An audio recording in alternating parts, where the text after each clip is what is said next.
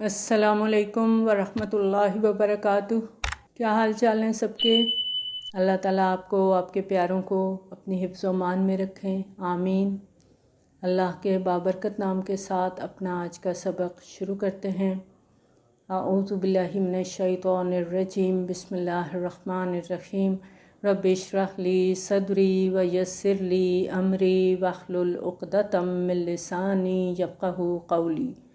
واجعل لی وزیرا من اہلی ربنا زدنا علما ربنا زدنا علما ربنا زدنا علما اللہم فقہنا فی الدین، آمین۔ یہ سورۃ توبہ ہم نے شروع کی تھی اور آج ہم اپنا سبق کا آغاز کر رہے ہیں۔ سورۃ توبہ ہے، آیت نمبر 34 نمبر آیت سے آج ہمارا سبق شروع ہو رہا ہے۔ یا ایھا الذین آمنوا ان کثیرا من الاحبار والرہبان لیأکلون اموال الناس بالباطل۔ اے اہل ایمان، یقیناً بہت سے علماء اور درویش ہڑپ کرتے ہیں لوگوں کے مال باطل طریقے سے۔ مختلف مسلمان امتوں میں مذہبی پیشواؤں کے لیے مختلف نام اور القاب رائج رہے، اور بنی اسرائیل کے ہاں انہیں احبار اور رہبان کہا جاتا تھا۔ اس آیت کے مطابق اس طبقے کے اکثر لوگ باطل اور ناجائز ذرائع سے مال و دولت جمع کرنے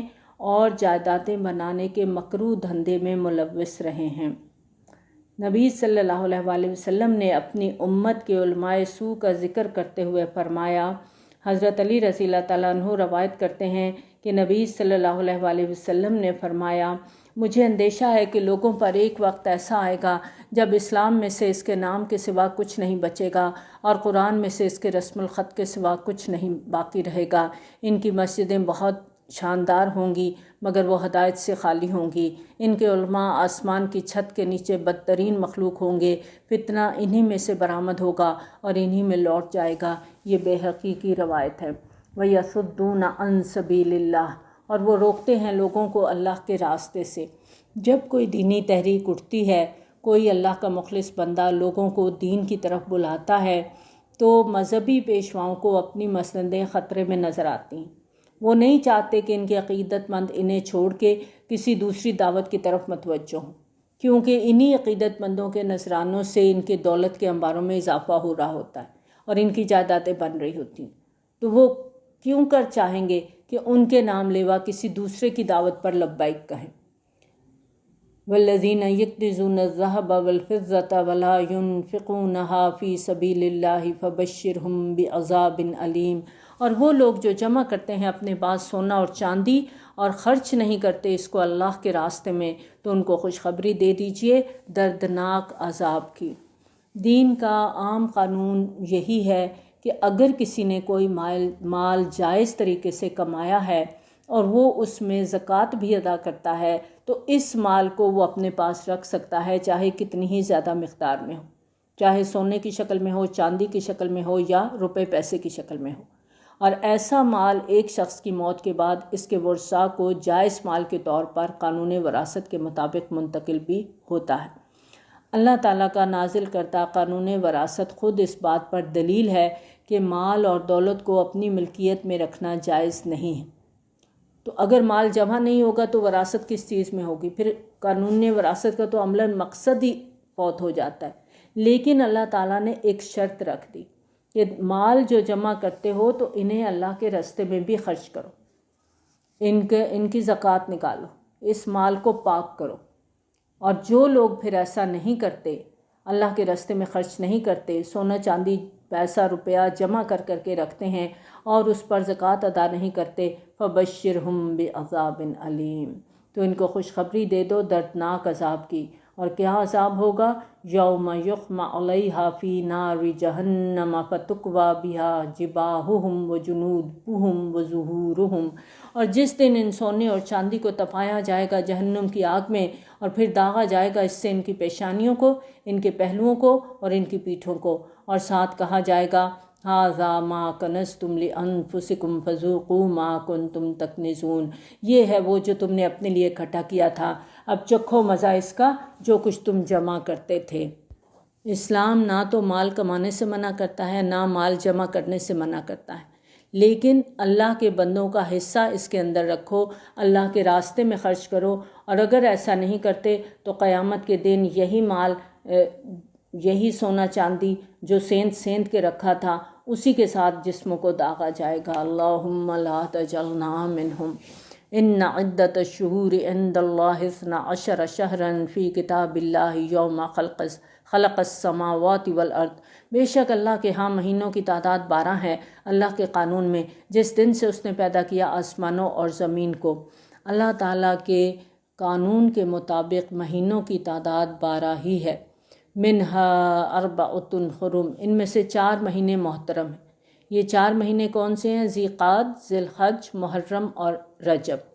اور اس میں جنگ وغیرہ کرنا جائز نہیں ہے۔ ذالک الدین القیم ولا تظلموا فیہن انفسکم، یہی ہے سیدھا دین، تو ان کے معاملے میں اپنے اوپر ظلم نہ کرو۔ قانون خداوندی کے مطابق یہ 4 مہینے شروع سے محترم، تو ان مہینوں کی حرمت کو پامال کر کے اپنے اوپر ظلم نہ کرو۔ یہاں قریش کے اس رواج کی طرف اشارہ ہے جس کے تحت وہ محترم مہینوں کو اپنی مرضی سے بدلتے رہتے تھے۔ کسی لڑائی کے دوران اگر کوئی حرمت کا مہینہ آ جاتا، اب اس مہینے کے احترام میں جنگ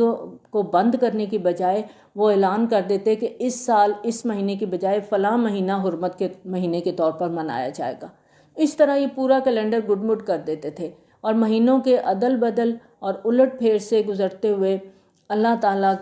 کا جو کیلنڈر تھا یہ 10 ہجری کو اپنی اصلی حالت پہ پہنچ گیا، اور نبی صلی اللہ علیہ وآلہ وسلم نے اپنے خطبہ حج الوداع میں فرمایا کہ زمانے کی یہ تقویم پورا چکر لگا کر ساری غلطیوں اور ترامیم سے گزرتے ہوئے اب ٹھیک اسی جگہ پہنچ گئی ہے جس پر اللہ نے آسمانوں اور زمین کو پیدا کیا تھا۔ یہ بخاری کی روایت ہے۔ وَقَاتِلُوا الْمُشْرِكِينَ كَافَّةً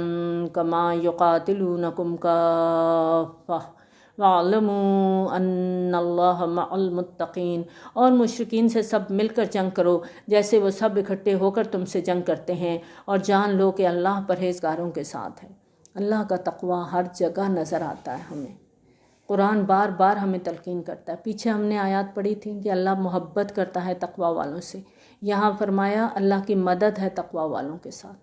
اللہ کا ساتھ چاہیے تو تقویٰ دل میں لانا ہوگا، تو خود بخود اللہ کا ساتھ نصیب ہو جائے گا، یہ اللہ کا وعدہ ہے۔ انما النسیء زیادۃ فی الکفر یضل بہ الذین کفروا، یہ مہینوں کو ہٹا کر آگے پیچھے کر لینا کفر میں ایک اضافہ ہے جن کے ذریعے سے گمراہی میں مبتلا کیے جاتے ہیں وہ لوگ جنہوں نے کفر کیا، یعنی امن کے مہینوں کو اپنی جگہ سے ہٹا کے آگے پیچھے کر دینا، یہ کفر میں ایک اور کافرانہ حرکت ہے۔ یحلونہ عاما ویحرمونہ عاما لیواطئوا عدۃ ما حرم اللہ، ایک سال یہ لوگ حلال کر لیتے ہیں ایک مہینے کو، اور ایک سال اسے حرام قرار دیتے ہیں تاکہ تعداد پوری کر لیں اس کی جو اللہ نے حرام ٹھہرائے ہیں۔ فَيَحِلُّوا مَا حَرَّمَ اللَّهُ، اور اس طرح حلال کر لیتے ہیں جو اللہ نے حرام کیا ہے، یعنی اس طرح الٹ پھیر کر کے وہ مہینوں کو حلال کر لیتے جو اصل میں اللہ نے حرام ٹھہرائے ہیں۔ اور مشرکین عرب 12 مہینوں میں سے 4 مہینوں کو محترم ضرور مانتے تھے، لیکن اپنی مرضی سے ان کو آگے پیچھے کرتے رہتے تھے، اور سال کے آخر تک یہ محترم 4 مہینوں کی تعداد جو تھی یہ پوری کر دیتے تھے۔ اللہ تعالیٰ فرماتے ہیں ان کے لیے مزین کر دیے گئے ان کے برے اعمال، اور اللہ کافروں کو ہدایت نہیں دیتا۔ اب آگے جو آیات ہم پڑھنے جا رہے ہیں غزوہ تبوک کا حوالے سے آیات آ رہی ہیں۔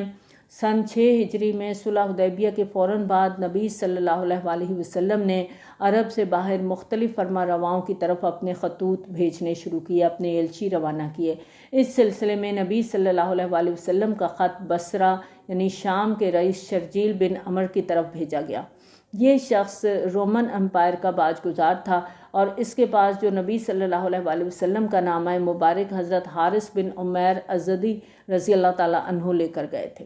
شرجیل نے تمام اخلاقی اور سفارتی آداب کو بالائے طاق رکھتے ہوئے حضرت حارث رضی اللہ تعالیٰ عنہ کو شہید کر دیا۔ تو سفیر کے قتل کو اعلان جنگ سمجھتے ہوئے نبی صلی اللہ علیہ وآلہ وسلم نے 3000 صحابہ کرام رضی اللہ تعالیٰ عنہم پر مشتمل ایک لشکر تیار کر کے حضرت زید بن حارث رضی اللہ تعالیٰ عنہ کے زیر قیادت شام کی طرف روانہ کیا۔ موتا پہنچنے پر ان لوگوں نے 1 لاکھ رومیوں کے لشکر کو اپنے خلاف صفا راہ پایا۔ اب مخالف لشکر کی تعداد کا اندازہ کرنے کے بعد مسلمانوں نے مقابلہ کرنے یا نہ کرنے کے بارے میں جب مشاورت کی اور حالات کی تمام تر سنگینی کے باوجود انہوں نے لشکر کا مقابلہ کرنے کا فیصلہ کیا، کیونکہ مسلمانوں کا یہ فیصلہ صرف اور صرف شوق شہادت کی بنیاد پر تھا۔ علامہ اقبال اس سلسلے میں کہتے ہیں، شہادت ہے مطلوب و مقصود مومن، نہ مال غنیمت نہ کشور کشائی۔ جمادی الاولیٰ 8 ہجری میں دونوں لشکروں کے درمیان موتا کے مقام پر جنگ ہوئی۔ مسلمان لشکر کے لیے نبی صلی اللہ علیہ وآلہ وسلم نے حضرت زید بن حارثہ کے علاوہ خصوصی طور پر 2 مزید کمانڈر بھی مقرر فرمائے تھے، اور نبی صلی اللہ علیہ وآلہ وسلم نے فرمایا تھا کہ اگر زید رضی اللہ تعالیٰ عنہ شہید ہو جائیں تو جعفر بن ابی طالب، جو جعفر طیار کا نام سے ہم ان کو جانتے ہیں کہ انہوں نے سورہ مریم کی آیات تلاوت فرمائی تھی نجاشی کے دربار میں، وہ کمان سنبھالیں گے، اور اگر وہ بھی شہید ہو جائیں تو عبداللہ بن رواحہ انصاری رضی اللہ تعالیٰ عنہ لشکر کے امیر ہوں گے۔ چنانچہ نبی صلی اللہ علیہ وآلہ وسلم کے مقرر کردہ تینوں کمانڈر اسی ترتیب سے یکے بعد دیگرے شہید ہو گئے، اور حضرت عبداللہ بن رواحہ رضی اللہ تعالیٰ عنہ کی شہادت کے بعد حضرت خالد بن ولید نے از خود لشکر کی کمان سنبھالی اور کامیاب حکمت عملی کے تحت اپنے لشکر کو رومیوں کے نرغے سے نکالنے میں کامیاب ہو گئے۔ یہ جو جنگ موتا سے پیدا ہونے والی صورتحال تھی، اب نبی صلی اللہ علیہ وآلہ وسلم نے اعلان عام فرمایا کہ رومیوں کے مقابلے کے لیے تمام ممکنہ وسائل بروئے کار لاتے ہوئے بڑا لشکر تبوک کے لیے روانہ کیا جائے۔ اس مرتبہ نبی صلی اللہ علیہ وآلہ وسلم نے خود لشکر کی قیادت کا فیصلہ کیا۔ تبوک مدینہ سے شمال کی جانب تقریباً 350 میل کی مسافت پر حجاز کا آخری شہر ہے، اور یہ وہ علاقہ تھا جہاں سے آگے اس زمانے میں رومن امپائر کی سرحدیں شروع ہوتی تھیں۔ غزوہ تبوک میں شرکت کے لیے نبی صلی اللہ علیہ وآلہ وسلم نے اعلان عام فرمایا تھا، یعنی جنگ کے قابل ہر صاحب ایمان شخص کے لیے فرض ہو گیا تھا کہ وہ اس مہم میں شریک ہو، اور یہ اہل ایمان کے لیے سخت امتحان اور آزمائش کا وقت تھا۔ قحط کا زمانہ تھا، شدید گرمی کا موسم تھا، طویل صحرائی سفر تھا، وقت کی سپر پاور سے مقابلہ تھا، اور سب سے بڑی بات یہ کہ فصل سنبھالنے کا موسم سر پہ کھڑا تھا، یعنی ایک سے بڑھ کے ایک مسئلہ تھا، ایک سے بڑھ کے ایک امتحان تھا، اور مدینہ کے بیشتر لوگوں کی سال بھر کی معیشت کا دار و مدار کھجور کی فصل پر تھا،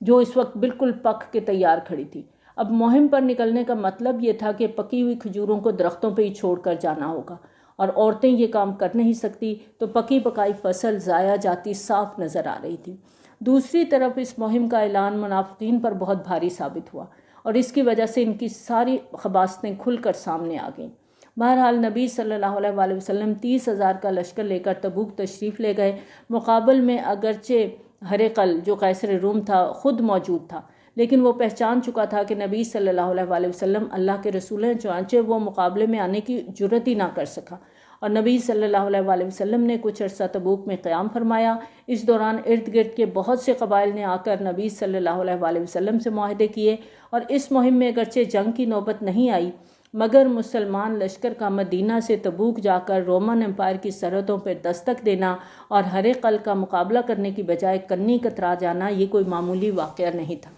چنانچہ اس مہم کی وجہ سے نہ صرف یہ کہ اس علاقے میں مسلمانوں کی دھاک بیٹھ گئی،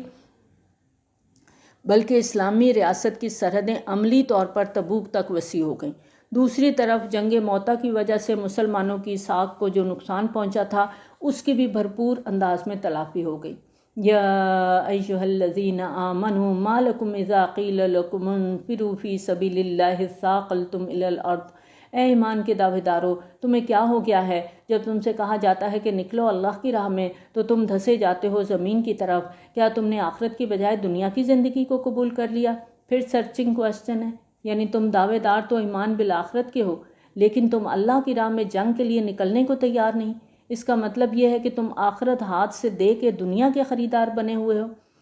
فما متاع الحیات الدنیا فی الآخرۃ الا قلیل، تو جان لو دنیا کی زندگی کا ساز و سامان آخرت کے مقابلے میں بہت تھوڑا ہے۔ اگر تم نہیں نکلو گے تو وہ تمہیں عذاب دے گا، دردناک عذاب، اور تمہیں ہٹا کر کسی اور قوم کو لے آئے گا اور تم اس کا کچھ بھی نقصان نہیں کر سکو گے۔ یعنی اگر تم لوگ اللہ کے دین کا جھنڈا نہیں اٹھاتے ہو تو وہ تمہیں لے جائے گا اور اس مقصد کے لیے کسی دوسری قوم کو لے آئے گا۔ واللہ علی کل شیء قدیر، اور اللہ ہر چیز پر قادر ہے۔ اگر تم ان رسول صلی اللہ علیہ وآلہ وسلم کی مدد نہیں کرو گے تو کوئی پرواہ نہیں، اللہ نے تو اس وقت ان کی مدد کی تھی جب کافروں نے ان کو مکہ سے نکال دیا تھا، اس حال میں کہ آپ دو میں کے دوسرے تھے جبکہ دونوں غار میں تھے۔ یعنی اس وقت صرف دو لوگ تھے، ایک نبی صلی اللہ علیہ وآلہ وسلم اور ایک حضرت ابو بکر صدیق رضی اللہ تعالیٰ عنہ۔ اذ یقول لصاحبہ لا تحزن ان اللہ معنا، جبکہ وہ اپنے ساتھی سے کہہ رہے تھے غم نہ کرو، اللہ ہمارے ساتھ ہے۔ جب حضرت ابو بکر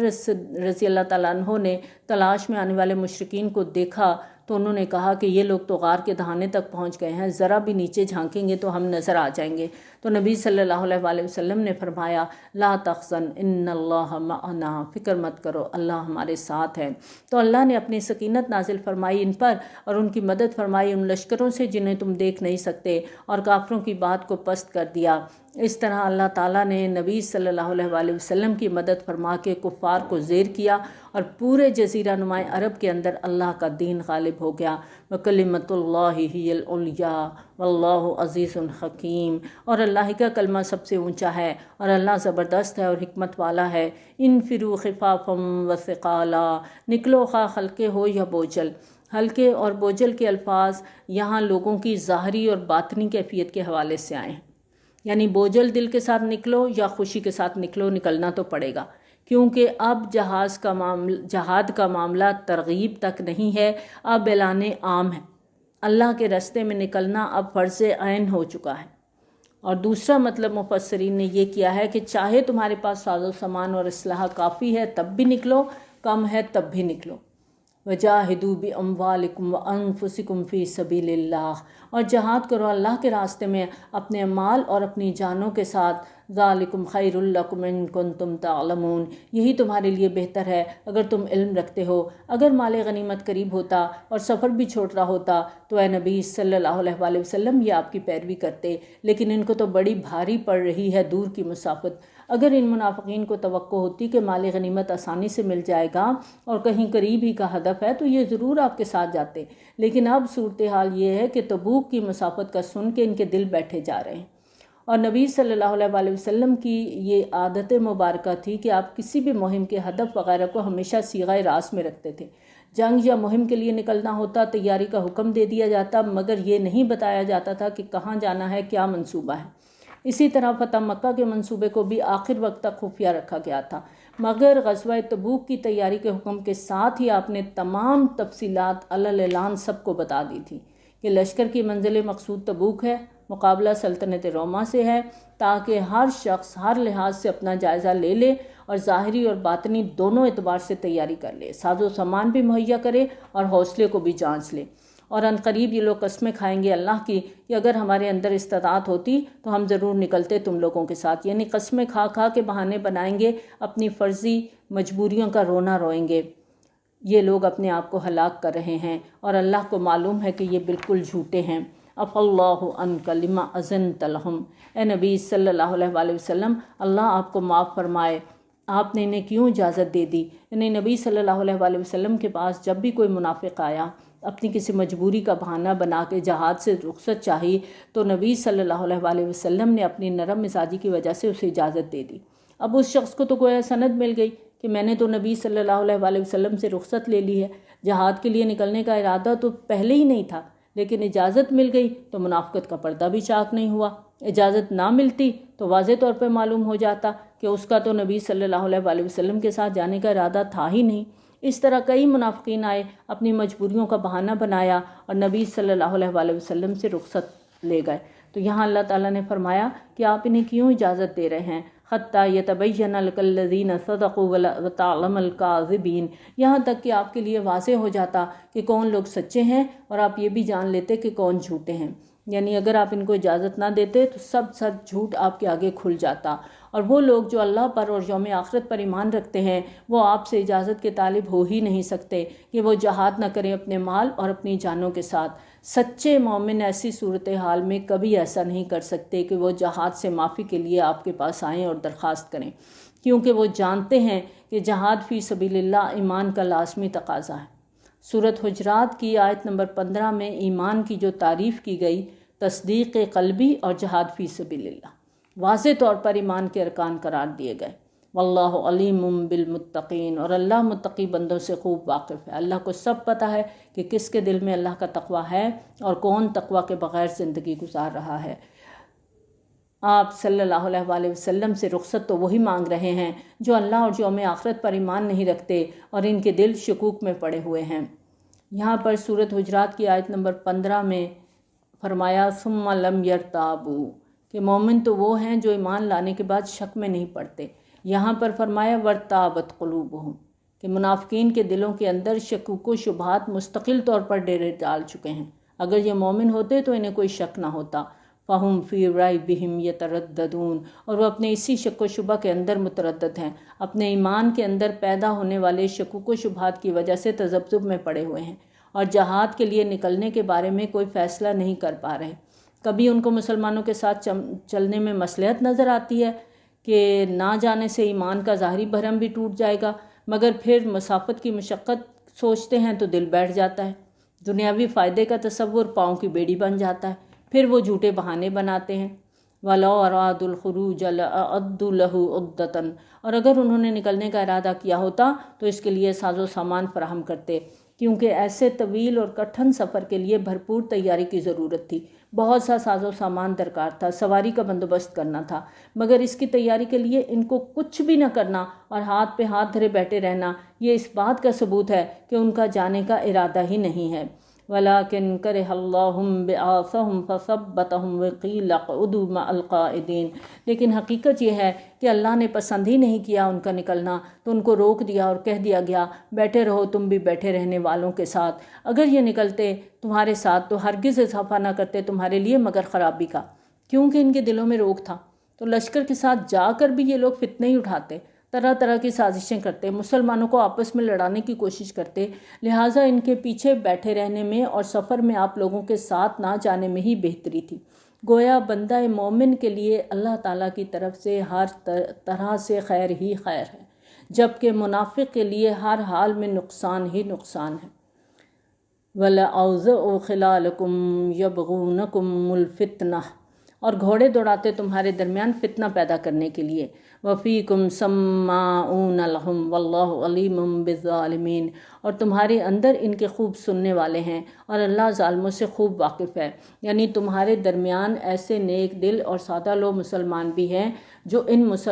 منافقین کے بارے میں اچھا گمان رکھتے ہیں۔ ایسے مسلمانوں کے ان منافقین کے ساتھ دوستانہ مراسم بھی ہے، تو وہ ان کی باتوں کو بڑے غور سے، بڑی توجہ سے سنتے ہیں۔ تو اگر یہ منافقین تمہارے ساتھ لشکر میں موجود ہوتے، کوئی فتنہ اٹھاتے، تو ممکن تھا کہ تمہارے وہ ساتھی اپنی سادہ لوہی کے باعث ان کے اٹھائے ہوئے فتنے کا شکار ہو جاتے۔ لَقَدِ ابْتَغَوُا الْفِتْنَةَ مِن قَبْلُ، یہ پہلے بھی فتنہ اٹھاتے رہے ہیں۔ یہ لفظ فتنہ جو ہے یہ اس حدیث میں آیا ہے جس کا ذکر علماء سوء کے کردار کے سلسلے میں ہم نے آیت نمبر 34 میں جو حدیث پڑھی تھی، جس میں ہم نے پڑھا تھا کہ علماء آسمان کے نیچے بدترین لوگ ہوں گے، فتنہ انہی سے برآمد ہوگا اور انہی میں پلٹ جائے گا۔ یاد آئی نا حدیث؟ یعنی وہ آپس میں لڑائی جھگڑوں، فتنہ پردازیوں اور تفرقہ بازیوں میں مشغول رہیں گے۔ تو اے نبی صلی اللہ علیہ وآلہ وسلم، یہ منافقین ہیں، یہ آپ کے خلاف سازش کرنے کا کوئی موقع ہاتھ سے جانے نہیں دیتے۔ وَقَلَّبُوا لَكَ الْأُمُورَ، اور اے نبی صلی اللہ علیہ وآلہ وسلم، یہ لوگ آپ کے لیے معاملات کو الٹ پلٹ کرنے کی کوشش کرتے رہے ہیں، یعنی امکانی حد تک کوشش کرتے رہے ہیں کہ نبی صلی اللہ علیہ وآلہ وسلم کے معاملات کو الٹ پلٹ کر دیں، نقصان پہنچائیں۔ حَتَّى جَاءَ الْحَقُّ وَظَهَرَ أَمْرُ اللَّهِ وَهُمْ كَارِهُونَ، یہاں تک کہ حق آ گیا اور اللہ کا فیصلہ غالب ہو گیا اور انہیں یہ پسند نہیں تھا۔ یعنی جزیرہ نماء عرب کی حد تک ان لوگوں کی خواہشوں اور کوششوں کے خلاف اللہ کا دین غالب ہو گیا تھا۔ وَمِنْهُمْ مَنْ يَقُولُ ائْذَن لِّي وَلَا تَفْتِنِّي، اور ان میں سے وہ بھی ہے جو کہتا ہے کہ مجھے رخصت دے دیجیے اور مجھے فتنے میں نہ ڈالیے۔ یہ منافق اور مردود شخص جد بن قیس تھا۔ جب نبی صلی اللہ علیہ وسلم نے غزوہ تبوک کے لیے تیاری کا اعلان عام فرمایا تو یہ شخص نبی صلی اللہ علیہ وسلم کے پاس آیا اور کہنے لگا کہ مجھے تو آپ رہنے ہی دیں، کیونکہ میں تو حسن پرست قسم کا انسان ہوں اور لشکر جا رہا ہے شام کے علاقے کی طرف، وہاں کی عورتیں بہت حسین ہوتی ہیں، تو میں خوبصورت عورتوں کو دیکھ کر خود پر قابو نہیں پا سکوں گا اور فتنے میں مبتلا ہو جاؤں گا، لہٰذا آپ مجھے اس فتنے میں مت ڈالیں اور مجھے پیچھے ہی رہنے دیں۔ الا فی الفتنۃ سقطوا، آگاہ ہو جاؤ، فتنے میں تو یہ لوگ پڑ چکے، یعنی یہ شخص اور اس کے دوسرے ساتھی تو پہلے ہی بدترین فتنے کا شکار ہو چکے ہیں، جو اس طرح کے بہانے تراشنے کی جرت کر رہے ہیں۔ ان کا یہ رویہ جس سوچ کی غمازی کر رہا ہے، اس سے بڑا فتنہ اور کون سا ہو سکتا ہے؟ وَإِنَّ جَهَنَّمَ لَمُحِيطَةٌ بِالْكَافِرِينَ، اور یقیناً جہنم کافروں کا احاطہ کیے ہوئے ہے۔ اے نبی صلی اللہ علیہ وسلم، اگر آپ کو کوئی اچھی بات پہنچتی ہے تو انہیں وہ بری لگتی ہے، یعنی اگر نبی صلی اللہ علیہ وسلم کو کامیابی ملتی ہے، کہیں سے کوئی اچھی خبر نبی صلی اللہ علیہ وسلم کے لیے آتی ہے تو انہیں ناگوار لگتا ہے، اور اگر آپ کو کوئی تکلیف آ جاتی ہے تو کہتے ہیں ہم نے تو اپنا معاملہ پہلے ہی درست کر لیا تھا، کہ ہم ان لوگوں کی طرح بیوقوف تھوڑی ہیں، ہم تو حالات پر نظر رکھی ہوئی تھی اور ہم تو ممکنہ خطرے سے پہلے ہی اپنی حفاظت کا بندوبست کر کے بیٹھے ہوئے تھے۔ وَيَتَوَلَّوْا وَهُمْ فَرِحُونَ، اور وہ لوٹ جاتے ہیں خوشیاں مناتے ہوئے، اس صورتحال میں بڑے خوش واپس جاتے ہیں کہ مسلمانوں پر مصیبتیں آئیں اور ہم بچ گئے۔ قُل لَّن يُصِيبَنَا إِلَّا مَا كَتَبَ اللَّهُ لَنَا هُوَ مَوْلَانَا، آپ کہہ دیجئے کہ ہم پر کوئی مصیبت نہیں آ سکتی سوائے اس کے کہ جو اللہ نے ہمارے لیے لکھ دی ہو، وہی ہمارا مولا ہے، یعنی ہم تو اللہ کے بندے ہیں، ہم پر جو بھی مصیبت آتی ہے اللہ کی مرضی سے آتی ہے، اللہ کے اذن سے آتی ہے، اس کے اذن کے بغیر تو ایک پتا بھی نہیں ہل سکتا۔ اللہ ہمارا کارساز ہے، ہمارا پروردگار ہے، اگر اس کی مشیت ہو کہ ہمیں تکلیف آئے تو سر تسلیم خم ہے جو مزاج یار میں آئے، جو اس کی رضا ہو ہم اس پہ راضی ہیں، اگر اس کی طرف سے کوئی تکلیف آئے گی تو اس میں بھی ہمارے لیے بھلائی ہے، وہ تو ہمارا محبوب ہے، اور محبوب کی تلوار سے ذبح ہونا کتنے اعزاز کی بات ہے، اور یہ اعزاز کسی غیر کے نصیب میں کیوں ہو؟ ہماری گردنیں تو ہر وقت سعادت کے لیے حاضر ہیں۔ فَعَلَى اللَّهِ فَلْيَتَوَكَّلِ الْمُؤْمِنُونَ، اور اللہ پر ہی توکل کرنا چاہیے اہل ایمان کو۔ ان سے کہیے تم ہمارے بارے میں کس چیز کا انتظار کر سکتے ہو سوائے دو نہایت عمدہ چیزوں میں سے کسی ایک کا، یعنی جب کوئی بندہ مومن اللہ کے راستے میں کسی مہم پر نکلتا ہے تو اس کے لیے دونوں امکانی صورتیں ہوتی ہیں، اور دونوں ہی بہترین ہیں، دونوں ہی احسن ہیں، کہ یا وہ اللہ کے راستے میں شہید ہو جائیں تو وہ بھی احسن ہے، اگر فتح یاب ہو کر لوٹیں تو بھی احسن ہے، دونوں صورتوں میں کامیابی ہی کامیابی ہے، تیسری تو کوئی صورت ہے ہی نہیں۔ نحن نتربص بكم ان يصيبكم الله بعذاب من عنده او بأيدينا، اور اے منافقو ہم منتظر ہیں تمہارے بارے میں کہ اللہ تمہیں پہنچائے کوئی عذاب اپنے پاس سے یا ہمارے ہاتھوں سے، یعنی ہمیں بھی تمہارے بارے میں انتظار ہے کہ تمہارے کرتوتوں کی وجہ سے اللہ تعالیٰ تم پر خود کوئی عذاب کر دے، یا عین ممکن ہے کہ ہمیں اجازت مل جائے اور ہم تمہاری گردنیں اڑا دیں۔ فَتَرَبَّصُوا إِنَّا مَعَكُمْ مُتَرَبِّصُونَ، تو تم بھی انتظار کرو، ہم بھی تمہارے ساتھ انتظار کر رہے ہیں۔ قُلْ أَنفِقُوا طَوْعًا أَوْ كَرْهًا لَّن يُتَقَبَّلَ مِنكُمْ إِنَّكُمْ كُنتُمْ قَوْمًا فَاسِقِينَ، کہہ دیجئے چاہے خوشی سے خرچ کرو یا مجبوری سے، تم سے قبول نہیں کیا جائے گا، اس لیے کہ تم نافرمان لوگ ہو۔ یہ منافقین کے حربے کا ذکر ہے کہ کچھ مال اسباب یہ چندے کے طور پر لے آئے اور بہانہ بنایا کہ مجھے تو فلاں فلاں مجبوری ہے، میں جانے سے معذور ہوں، آپ مجھے رخصت دے دیں، یہ ساز و سامان قبول کر لیں۔ ایسی صورتحال کے جواب میں فرمایا جا رہا ہے کہ اب جب کہ یہ خود جہاد کے لیے نکلنا نہیں چاہتے، جب کہ جہاد کے لیے نکلنا اس وقت فرض عین ہے، تو اس صورتحال میں روپیہ پیسہ اور ساز و سامان اس کا بدل نہیں ہو سکتا، اور نہیں مانے ہوئی کوئی چیز کہ ان سے ان کے مال کو خرچ کرنے کو قبول کیا جائے، مگر یہ کہ انہوں نے کفر کیا ہے اللہ اور اس کے رسول صلی اللہ علیہ وسلم کے ساتھ، اور وہ نماز کے لیے نہیں آتے مگر بہت سستی سے، اور خرچ نہیں کرتے مگر ناپسندیدگی کے ساتھ۔ یعنی اب جو یہ لوگ جو چندہ پیش کر رہے ہیں وہ صرف اپنی جان بچانے کے لیے دے رہے ہیں کہ ہم سے ساز و سامان لے لو اور ہمیں مہم پر جانے سے معاف کر دو۔ تو یہاں پر ان کی ساری منافقت اللہ تعالیٰ نے کھول دی۔ فَلَا تُعْجِبْكَ أَمْوَالُهُمْ وَلَا أَوْلَادُهُمْ، تو اے نبی صلی اللہ علیہ وسلم آپ کو ان کے اموال اور ان کی اولاد سے تعجب نہ ہو، یعنی ان کو دیکھ کے آپ یہ نہ سمجھیں کہ مال و دولت کی، اولاد کی کثرت ہے تو اللہ کی بڑی نعمتیں ہیں، ایسا نہیں۔ ایسے لوگوں کو تو اللہ تعالیٰ ایسی نعمتیں اس لیے دیتا ہے کہ ان کا حساب اسی دنیا میں بے باک ہو جائے اور آخرت میں ان کے لیے کچھ نہ بچے۔ اور ایسا بھی ہوتا ہے کہ بعض اوقات دنیا کے اندر ہی دنیا کی یہی نعمتیں اللہ تعالیٰ انسان کے لیے باعث عذاب بنا دیتا ہے۔ انما یرید اللہ لیعذبہم بہا فی الحیات الدنیا، اللہ تو چاہتا ہے کہ انہی چیزوں کے ذریعے سے انہیں دنیاوی زندگی میں عذاب دے۔ اللہ تعالیٰ کی طرف سے ایسے حالات بھی پیدا ہو سکتے ہیں کہ یہی اولاد جس کو انسان نے بڑے لاڈ پیار سے، بڑے ارمانوں سے پالا پوسا جوان کیا، وہ اس کے لیے وبال بن جائے، اور یہی مال و دولت جسے جان جوکھوں میں ڈال کے جمع کیا، حلال حرام کی پرواہ نہیں کی، وہ اس کے لیے جان کا وبال بن جائے۔ وَتَزْهَقَ أَنفُسُهُمْ وَهُمْ كَافِرُونَ، اور ان کی جانیں نکلیں اسی کفر کی حالت میں۔ اللہ تعالیٰ چاہتا ہے کہ یہ لوگ دنیا کی زندگی میں اسی دولت سے لپٹے رہیں، اولاد کی محبت میں، دولت کی محبت میں اتنے مگن ہوں، اتنے گم ہو جائیں کہ جیتے جی آنکھ کھول کر حق کو دیکھنے اور پہچاننے کی انہیں فرصت ہی نصیب نہ ہو، اور اسی حالت میں یہ آخری عذاب کے مستحق بن جائیں۔ وَيَحْلِفُونَ بِاللَّهِ إِنَّكُمْ لَمِنْكُمْ، اور وہ اللہ کی قسمیں کھا کھا کر کہتے ہیں کہ ہم بھی آپ لوگوں کے ساتھ ہیں، کہ ہم بھی مسلمان ہیں، آپ کے ساتھی ہیں، ہماری بات کا اعتبار کریں۔ وَمَا هُمْ مِنْكُمْ وَلَكِنَّهُمْ قَوْمٌ يَفْرَقُونَ، تو یہاں پر آگاہ کر دیا گیا کہ یہ لوگ تم میں سے نہیں ہیں، بلکہ اصل میں یہ ڈرے ہوئے لوگ ہیں، بکھرے ہوئے لوگ ہیں، یہ اسلام کے غلبے کے تصور سے خوف زدہ ہیں اور خوف کے مارے خود کو مسلمان ظاہر کرتے ہیں۔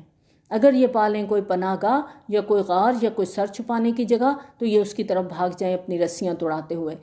جس طرح کوئی جانور خوف کی وجہ سے رسی توڑا کے بھاگتا ہے، اس طرح کی کیفیت ان پہ طاری ہے۔ یہ اضطراری کیفیت میں اگر جزیرہ نمائے عرب میں انہیں کوئی پناہ گاہ مل جاتی ہے، کوئی ٹھکانہ مل جاتا، جان بچانے کے لیے کچھ نظر آ جائے گا تو خوف کے مارے یہ یہاں سے بھاگ گئے ہوتے۔ وَمِنْهُمْ مَنْ يَلْمِزُكَ فِي الصَّدَقَاتِ، اور اے نبی صلی اللہ علیہ وسلم ان میں سے وہ بھی ہیں جو آپ پر الزام لگاتے ہیں صدقات کے بارے میں۔ زکوٰۃ اور صدقات کا مال نبی صلی اللہ علیہ وسلم خود تقسیم فرماتے تھے۔ ایک دفعہ یوں ہوا کہ مال کی تقسیم کے دوران ایک منافق نے نبی صلی اللہ علیہ وسلم کو ٹوک دیا، کہنے لگا اے محمد انصاف کے ساتھ تقسیم کیجیے، یعنی اس کی مراد یہ تھی کہ نعوذ باللہ نبی صلی اللہ علیہ وسلم ناانصافی کر رہے ہیں۔ تو نبی صلی اللہ علیہ وسلم کو اس کی بات پسند نہیں آئی۔ آپ نے فرمایا تم برباد ہو جاؤ، اگر میں عدل نہیں کروں گا تو کون کرے گا؟ یہ بخاری کی روایت ہے۔ فَإِنْ عُوتُوا مِنْهَا رَضُوا، اگر اس میں سے انہیں دے دیا جائے تو یہ راضی رہتے۔ وَإِن لَّمْ يُعْطَوْا مِنْهَا إِذَا هُمْ يَسْخَطُونَ، اور اگر انہیں نہ دیا جائے تو فوراً ناراض ہو جاتے ہیں، یعنی ان کو ملتا جائے تو ٹھیک ہے، اگر کسی دوسرے کو دے تو پھر یہ ناراض ہو جاتے ہیں، پھر باتیں بناتے ہیں۔ وَلَوْ أَنَّهُمْ رَضُوا مَا آتَاهُمُ اللَّهُ وَرَسُولُهُ وَقَالُوا حَسْبُنَا اللَّهُ سَيُؤْتِينَا اللَّهُ مِن فَضْلِهِ وَرَسُولُهُ إِنَّا إِلَى اللَّهِ رَاغِبُونَ، اور اگر وہ راضی رہتے اس پر جو کچھ دیا انہیں اللہ نے اور اس کے رسول صلی اللہ علیہ وسلم نے، اور وہ کہتے کہ اللہ ہمارے لیے کافی ہے، ان قریب اللہ اور اس کا رسول صلی اللہ علیہ وسلم ہمیں اپنے فضل سے نوازتے رہیں گے، اور یقیناً ہم اللہ کی طرف رغبت کرنے والے ہیں، تو یہ ان کے حق میں بہتر ہوتا اگر ان کی سوچ مثبت ہوتی، اگر اللہ کے بارے میں، اس کے رسول صلی اللہ علیہ وسلم کے بارے میں ان کا گمان اچھا ہوتا تو ان کے حق میں ہی بہتر تھا۔ انما الصدقات للفقراء والمساکین والعاملین علیہا، صدقات تو بس مفلسوں، محتاجوں اور عاملین صدقات کے لیے ہیں۔ یہاں صدقات سے مراد زکوٰۃ ہے،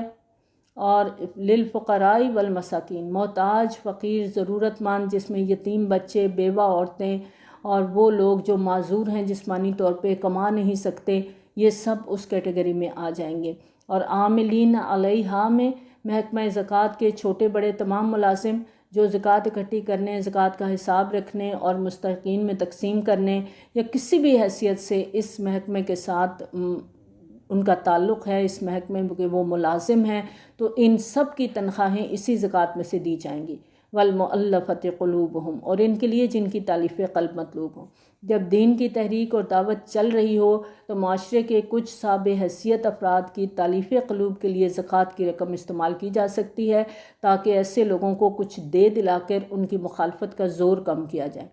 اور فقہا کے نزدیک دین کے غالب ہو جانے کی صورت میں اس مد کی ضرورت نہیں رہتی، لیکن جب بھی اس قسم کی صورتحال درپیش ہو تو اس مد میں زکوٰۃ کی رقم خرچ کی جا سکتی ہے۔ وَفِي الرِّقَابِ وَالْغَارِمِينَ، اور گردنوں کو چھڑانے میں اور جن پر تاوان پڑا ہو، یعنی ایک تو گردن چھڑانا یعنی غلام آزاد کرنا، اور قرض دار کا قرض ادا کرنا، لیکن ایسا قرض مقروض جو قرض کے بوجھ سے نکلنے کی طاقت نہیں رکھتا، یا ایسا شخص جس پر کوئی تاوان پڑ گیا ہے اور لوگوں کی سے گلو خلاصی کرانے کے لیے زکوٰۃ کے ذریعے سے اس کی مدد کی جا سکتی ہے۔ لیکن یہاں پر مقروض کو بھی دیکھنا ہوگا کہ ایسا شخص جو قرض لے کے جوا کھیل دیتا ہے یا اپنی عیاشیوں میں خرچ کر دیتا ہے اور اس کے بعد وہ لوگوں سے قرض اتارنے کے لیے مانگتا پھرتا ہے، تو ایسے شخص کی مدد نہیں کی جائے گی۔ ہاں، کسی نے شدید ضرورت میں بچی کی شادی کے لیے قرض لیا یا کسی بیمار کے علاج کے لیے قرض لیا، اب وہ افورڈ نہیں کر رہا قرض کی واپسی کرنا، تو اس کی مدد اس رقم سے کی جا سکتی ہے۔ وفی سبیل اللہ، اور اللہ کے راستے میں یعنی جہاد میں، دعوت اقامت دین کی جد و جہد میں یہ رقم خرچ کی جا سکتی ہے۔ اور پہلی ترجیح جو ہوگی وہ مستحقین میں، جن میں غریب، یتیم، مساکین، بیوائیں جو واقعی محتاج ہیں، اور اگر زکوٰۃ کی کچھ رقم ایسے لوگوں کی مد میں سے بچ جائے گی تو پھر دین کے کاموں کے لیے صرف کی جا سکتی ہے۔ وابن السبیل، اور مسافروں کی امداد میں، کہ ایسا مسافر جو پردیس میں ہے، جس کے پاس کچھ نہیں رہا، جیب کٹ گئی یا کسی وجہ سے اس کا قیام طویل ہو گیا اور اس کے پیسے ختم ہو گئے، تو اس کی مدد بھی کی جا سکتی ہے۔ فریضۃ من اللہ، یہ اللہ کی طرف سے فرض ہے۔ واللہ علیم حکیم، اور اللہ سب کچھ جاننے والا، حکمت والا ہے۔ اب دیکھیں فریضۃ من اللہ کے الفاظ کہاں پڑھے تھے ہم نے؟ سورۃ النساء کی آیت نمبر 11 میں، احکام وراثت کے سلسلے میں۔ وراثت کو بھی اللہ تعالیٰ نے فریضۃ من اللہ کہا تھا، اور ہم آج سب سے زیادہ ظلم وراثت کی تقسیم کے وقت کرتے ہیں،